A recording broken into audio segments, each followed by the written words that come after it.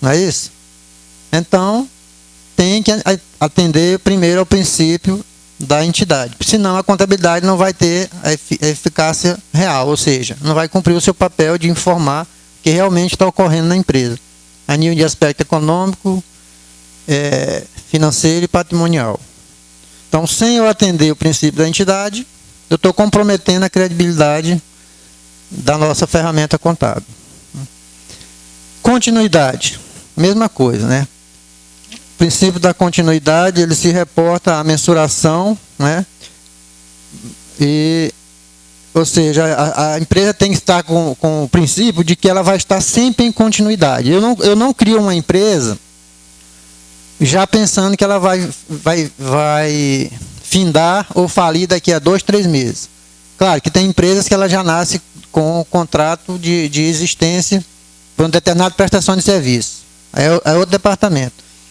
Mas o princípio da continuidade quer dizer o seguinte, que a empresa tem que trabalhar com os princípios de continuidade, ou seja, os valores de mercado. Eu não vou trabalhar com valor de liquidação, sempre com valor de mercado. O princípio da oportunidade. Esse princípio também é importantíssimo. Ele trata do processo de mensuração e apresentação dos componentes patrimoniais, né? E se fundamenta o quê? Nas informações íntegras e tempestivas. O que quer dizer informações íntegras e intempestivas? Ou seja, vamos dizer que eu tenho uma construtora.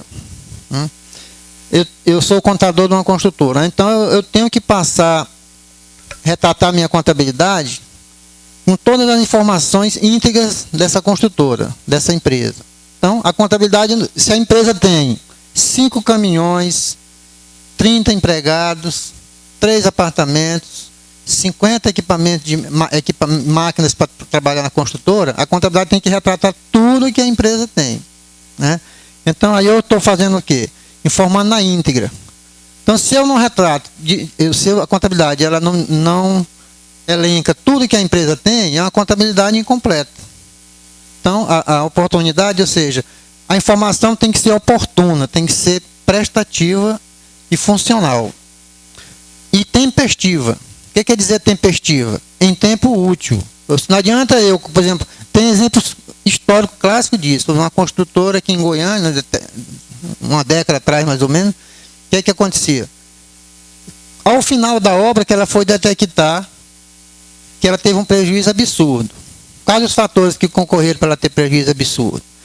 Existia um conluio entre o departamento pessoal e os empregados, ou seja, o cara do departamento pessoal ele contratava os peões para a empresa, o prédio tinha 200 empregados, ela colocava 220, esses 20 eram funcionários fantasmas, no qual o pessoal do departamento pessoal ficava com o dinheiro, né? O pessoal de compras, com o pessoal da almoxarifado, fazia desvio de material.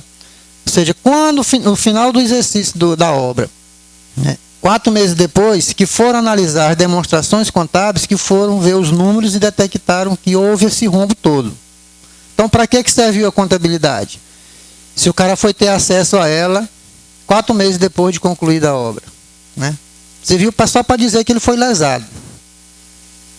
Quando é que a contabilidade tinha que ser utilizada para ele? Terminou o mês, ele tinha que estar com os balanços, com os balancetes para comparar a receita com despesa, para detectar as distorções. Aí, ou seja, no primeiro mês ele já iria corrigir essas distorções. Então a contabilidade tem que ser oportuna, né? Tempestiva, em tempo real. Senão não vai servir a informação depois de derramado todo o prejuízo. E como exemplo nós temos as instituições financeiras, que são as instituições mais poderosas do planeta, chama-se bancos, instituições financeiras. E um dos fatores que fazem com que elas são a potência que são, é essa nossa ferramenta contabilidade. Por quê? Quando é que o banco faz balanço? Todo santo dia, né? Por que ele acha que faz balanço todo santo dia? Porque é uma instituição que sabe que a ferramenta de controle do empreendimento chama-se contabilidade. Então, todo santo dia o banco faz. Quem trabalhou em banco aqui? Né? Trabalhei 10 anos em banco. Todo santo dia tem que estar fechado todas as contas. É a bússola do empreendimento, da nossa contabilidade. Infelizmente, não se tem esse valor no nosso país, né? Então, é por isso que é oportuno, né, ter a contabilidade tempestivamente e integral, na íntegra. O princípio do registro pelo valor original é um princípio que, praticamente, com a nossa estabilidade econômica, a inflação estagnou, né, praticamente não se mexe mais com a questão de atualização.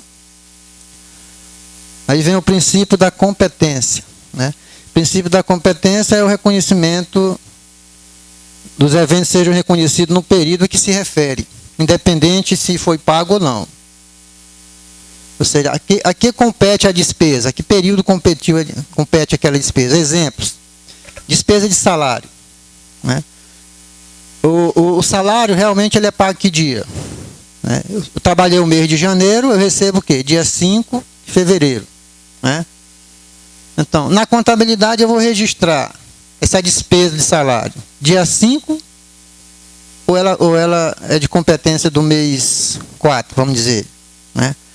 Então é importante isso, porque o princípio da competência, ele prega que eu tenho que adequar a minha despesa ao mês que ela compete. Então, se eu paguei dia 5 de fevereiro, um salário, mas foi referente competência de que mês? De janeiro. Então, eu tenho que confrontar essa despesa, não é com fevereiro. Porque o princípio da competência, ele fala que as receitas têm que ser confrontadas com as despesas competentes daquele período. Né? Porque senão a contabilidade também, mais uma vez, não vai ter a sua eficácia real. Por que eu faço a contabilidade? Para mensurar o meu patrimônio, confrontar minhas receitas com as minhas despesas. Se eu misturo a despesa de janeiro, jogo ela para o mês de fevereiro, então se eu for confrontar o mês de janeiro, eu não vou ter um confronto de receita e despesa real, dentro da realidade. Então o princípio da competência, ele prega isso, que as receitas têm que ser confrontadas com as despesas com as quais ela contribuiu para oferir essa receita. Então, se a despesa é de janeiro, não interessa se ela foi paga ou não. Né? A não ser que eu for trabalhar com outro tipo de regime, mas o tradicional regime de competência. Né? Confrontar as receitas com as despesas do período. Porque se o papel da contabilidade é ter um resultado real, eu tenho que também alocar as receitas com as despesas do período. Se foi pago ou não, é outro problema. Se não foi pago, joga com a obrigação a pagar. Né? Mas tem que ir lá para o passivo provisão, né? Com a obrigação. Mas que o confronto da receita e despesa tem que ser nos meios competentes. O princípio da prudência, né, ele prega o seguinte, que os valores componentes do ativo, eu tenho que fazer a adoção do maior valor. Melhor, do menor valor. E os valores componentes do passivo, eu tenho que fazer a adoção do maior valor. Vamos traduzir em números aqui. Se eu tenho um direito no ativo que eu não tenho certeza que vou receber, né, eu tenho que colocar o menor valor de recebimento. Se eu tenho no passivo um valor a pagar, uma demanda jurídica, né, que eu não sei em que valor vai ficar, eu tenho que atribuir o maior valor possível. O porquê disso? Porque a contabilidade ela procura retratar a realidade. Né? Em que vai influenciar essa questão do princípio da prudência? A informação contábil não serve só para mim, contador, não só para o empresário. Ela vai servir para o investidor. Né? Lá no Brasil não temos essa cultura de estar analisando balanço para comprar ações, né? Mas a América, os grandes países, eles se debruçam em cima das demonstrações contábeis das empresas para quê? Bem, eu vou comprar ações, eu tenho que comprar ações das empresas que têm uma situação financeira saudável. E essas informações, com base no princípio da prudência, elas contribuem para isso. Por exemplo, eu tenho uma empresa, vou abrir o mercado, vender ações dessa empresa. Aí eu tenho lá um valor a receber que não está garantido lá no ativo. Entre 10 e 20 mil. Eu não sei se eu vou receber 20 mil. Na pior das hipóteses, eu recebo 10.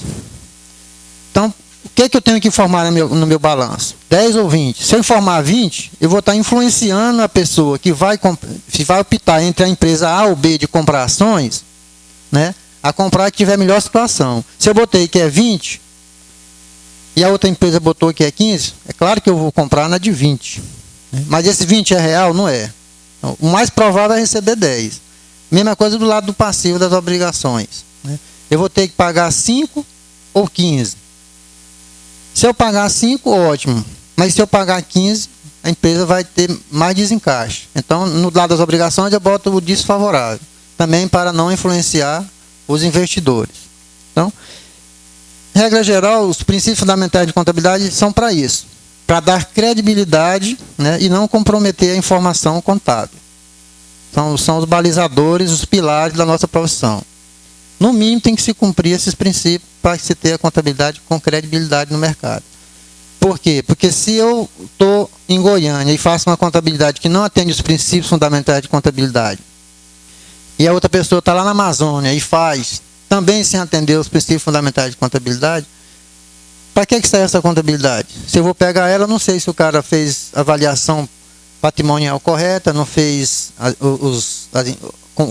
confirmou, melhor, confrontou as informações com base no princípio da competência. Eu não sei se a receita, o confronto da receita com a despesa está atendendo o princípio da competência. Então, não vai servir para nada na contabilidade sem esses parâmetros. Então, o princípio fundamental é para isso, né? O Conselho Regional de Contabilidade, ele tem acho que mais de 1.500 resoluções, todas no sentido de dar um norte à nossa profissão, né? Não só a resolução 750, que é a resolução dos princípios fundamentais, mas temos resoluções que tratam do decore, que trata de registro, né? Então, sempre o profissional tem que estar se debruçando para dar uma lidazinha nessas resoluções. Obrigado pela atenção.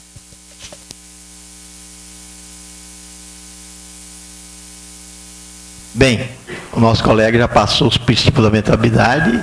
Esses princípios estão na agenda. Nós temos a obrigação de dar uma lida dele mais completa possível e seguir o melhor possível, né?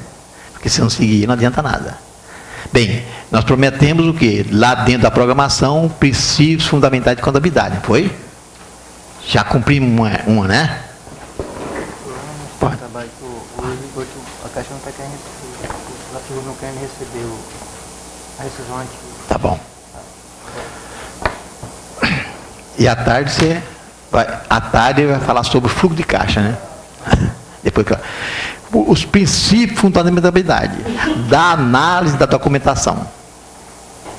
Às vezes apenas, eu vou falar isso pessoalmente, apenas a gente pensa que a gente não analisar um documento que vai lançar é supérfluo. Mas é fundamental você conhecer o documento que você vai lançar, gente. Você tem que pegar o documento, analisar o documento, verificar o que eu vou lançar. Para você ter ideia, o quanto que a gente não está sabendo disso. Quer ver? Quer ver para vocês? Vou pegar só um aqui para me responder. Me dá o...